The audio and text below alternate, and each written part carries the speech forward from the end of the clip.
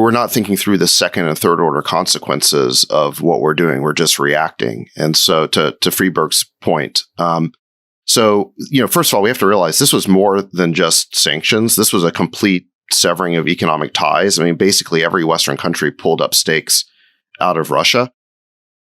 They did it on their own too. I mean, they did it because, for the reasons you said, because they wanted to make a statement that what Putin did was wrong.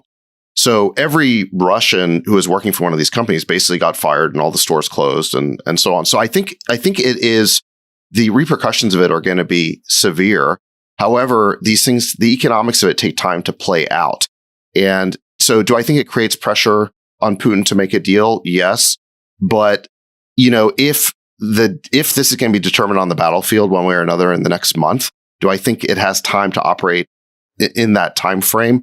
Probably not. And I think what's likely to happen here is that in the same way that the real repercussions of this war are going to be felt in grain production in 6 months, there is an economic tsunami headed for our own economy as a result of the blowback from basically severing, 144 million Russians from the global economy. There's also going to be geopolitical blowback. I mean, I think it's very likely that the way this is going to play out geopolitically is that Russia will become a Chinese client. And, all of those natural resources that China produces, the gas, all the mineral wealth, that those resources are going to flow on a conveyor belt, on a Belt and Road conveyor belt from Moscow to Beijing, and they're going to fuel the Chinese economy. Yeah, yes and no, because the reality is the thing we have to remember is China is still a fundamentally export-driven economy, of which 35% just alone goes to the United States. When you add in Europe and other OECD countries, it's almost 60%. So I think the idea that all of a sudden Russia will be able to backdoor all of these things through China into the rest of the world, I think is not really realistic. And this is actually why I think the rhetoric is so high, because those two countries specifically are put in a very difficult situation. Like, what do you think the China calculus on Taiwan is, looking what's happening to Russia? As a completely export-driven economy. What do you think it is? It's completely off the table.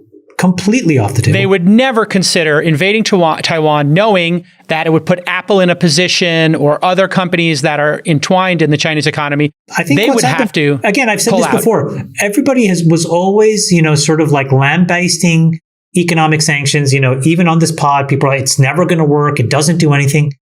And it turns out it's just not true. To be clear, I think sanctions are an appropriate way to create economic pressure so that we can get a ceasefire and a peace deal made. Okay. So I do believe, in the same way that I believe we should arm the Ukrainians so they can defend themselves, while I'm against a no-fly zone.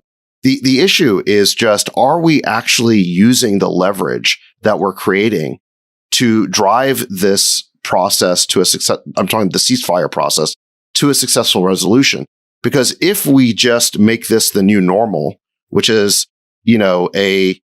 basically an insurrection in Ukraine that drags on forever, and the China and Russia cut off from the global economy and becomes a client of China, I think there's a parade of horribles that flow from that. And Friedberg just outlined one of them, which is hundreds of millions of people across the world potentially starving. So my point about sanctions is not that we shouldn't have done them, but there are going to be big repercussions for our economy if we don't resolve the situation in Ukraine.